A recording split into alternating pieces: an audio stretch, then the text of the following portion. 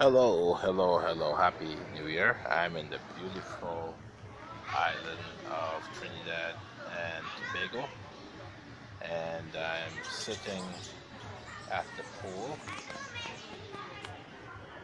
sitting at the pool, and I'm reading on crisis communication. That's what I'm doing, reading crisis communication, get me all set for 2017, and I'm enjoying the sun. Apparently, where I live, it's a lot of snow, but I mean, quality of life means that I determine at this time of the year that snow is not something that I have to deal with. I simply do the snowbird route, and so I come to Trinidad or somewhere warm during the cold months, and I get to sun out. So 2016 was an amazing year for me. Lots of highs, some lows, some successes, some losses, and some draws. Now for 2017, it's just a shift of a day from yesterday to today, and a shift of the year. But I expect a lot in 2017. This year is my Jubilee year, so I'm gonna be 50 this year. So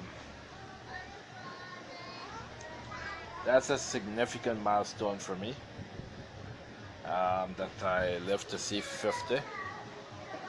My dad died at 39, so my life barometer really was set at 40. So I mean, to keep trudging on past 40 is like really every year is a blessing.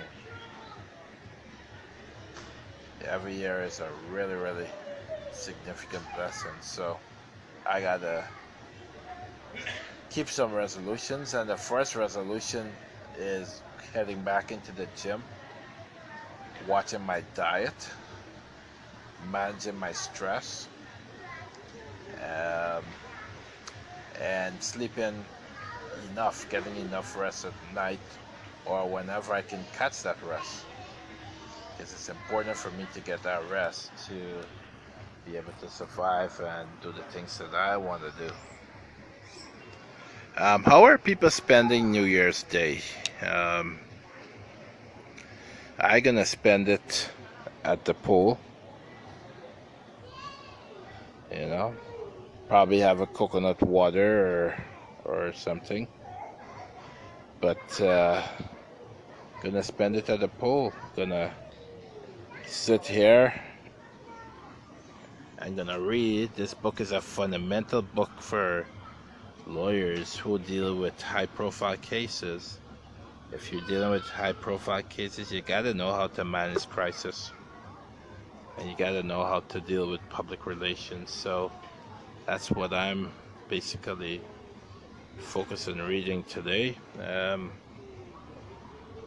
Last night there was a beautiful party at the Hilton in Trinidad. In terms of parties, there's there's hardly another place can have a party like a Trini party. The Trini parties are parties that go like full out. They go for broke. Look at that shit.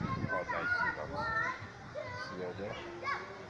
I have to show you. She looks really nice. Nice thing to see as I do this live video. I shouldn't be distracted, but I was.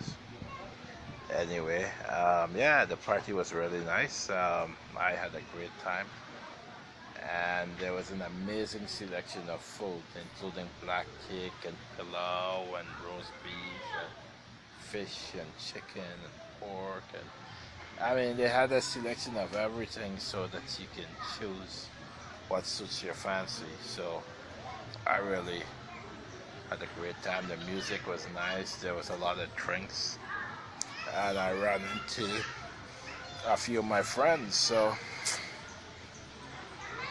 it was a nice way to close the year.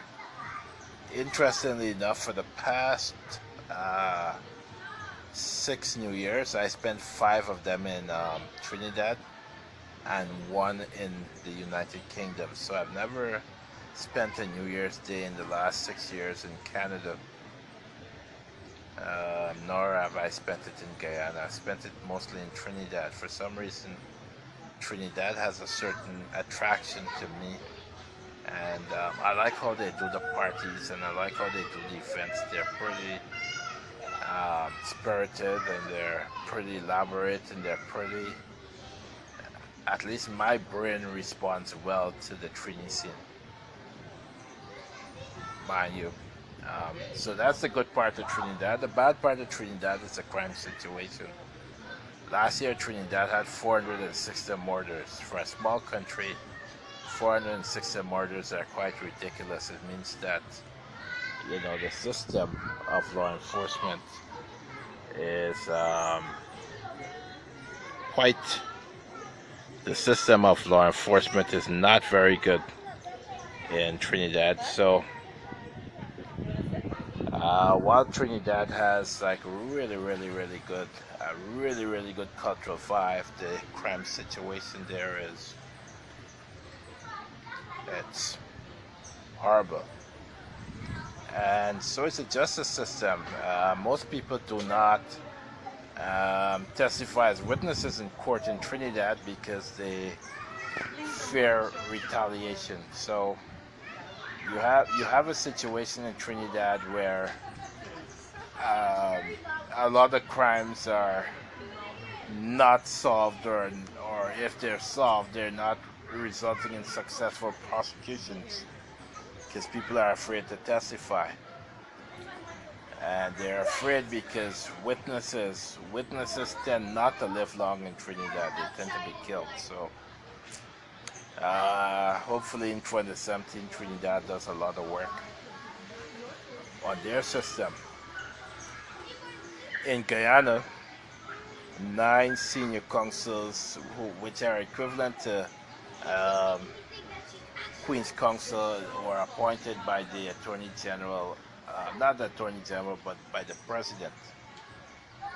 And one of those, the number 9 on the list, was the Honorable Basil Williams, the Attorney General.